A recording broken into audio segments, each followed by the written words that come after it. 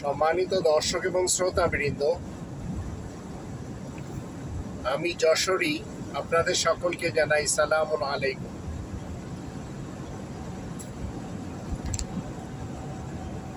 আমরা এমন একটি দেশের নাগরিক, এমন একটি দেশের আমরা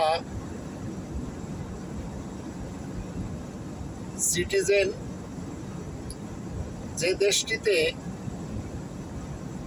শিক্ষার বইগুলি বিক্রি হয় ফুটপাতে, আর জুতা বিক্রি হয় গ্লাসে ঢাকা শোরুমে। বিশ্বাস যদি না হয় তাহলে আপনারা বাংলাদেশের জাতীয় মসজিদ বায়তুল মুকাররমের পাশেই দেখতে পারবেন। আবার অনেক রেল লাইনের ধারে যে সমস্ত বাজার বসে, আবার অনেক রেল স্টেশনে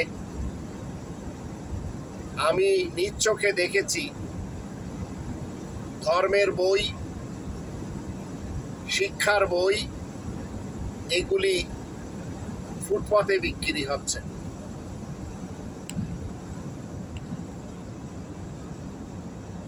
আর জুতা, স্যান্ডেল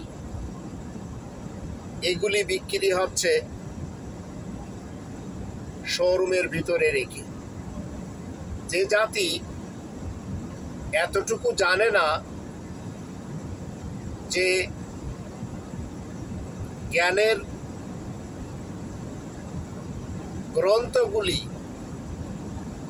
কোথায় রাখতে হয়, কোথায় রেখে বিক্রি করতে হয়, আর জুতা চপ্পল কোথায় রেখে বিক্রি করতে হয়,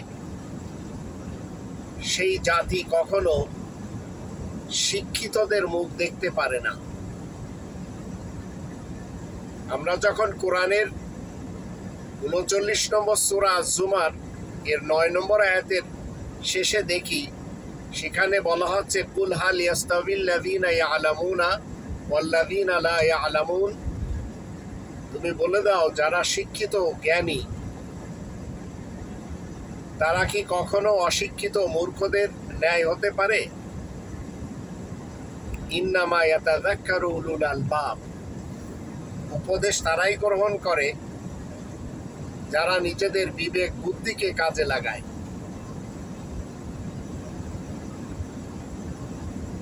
দেশ হিসেবে একটি জান্নাতের টুকরা আমাদের আল্লাহ দিয়েছেন। সেই জান্নাতের টুকরা দেশটিকে দোজখে পরিণত করে দেওয়া হয়েছে বিএনপি মার্কা মুসলমান নেতা নেত্রী এবং কর্মীদের মাধ্যম দিয়ে, আর বিএএল মার্কা মুসলমান নেতা নেত্রী এবং কর্মীদের দিয়ে। আর এই দুটি দলের বিশেষ কিছু লোকেরা লুটে পুটে খেয়ে আজ ৫৩ বছর পার করে দিল। এখন সময় এসেছে দেশের শিক্ষিত সমাজ, বিশেষ করে শিক্ষার্থী সমাজ, তারা জেগে উঠেছে। তারা বুঝতে পেরেছে এই বিএনপি এবং বিএএল এদের দ্বারা এ দেশ সুষ্ঠুভাবে পরিচালনা করা সম্ভব না। তাই এরা আন্দোলনে ঝাঁপিয়ে পড়েছে, সাথে দিচ্ছে দেশপ্রেমিক জনগণ। আল্লাহ আমাদের সবারই সহায় হন। আমাদের মধ্যে যারা শিক্ষাকে প্রাধান্য দিবে এবং নিজ দেশে আন্দোলন করে নিরাপত্তা ফিরিয়ে আনার লক্ষ্যে কাজ করবে তাদের সকলের জন্য আল্লাহ তাআলার কাছে প্রার্থনা আমরা যেন সবাই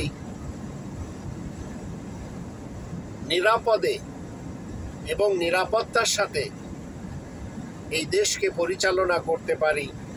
তাই নতুন চেহারা আমাদের দরকার, যার জন্য শিক্ষিত সমাজ এবং দেশপ্রেমিক জনগণ এক হয়েছে।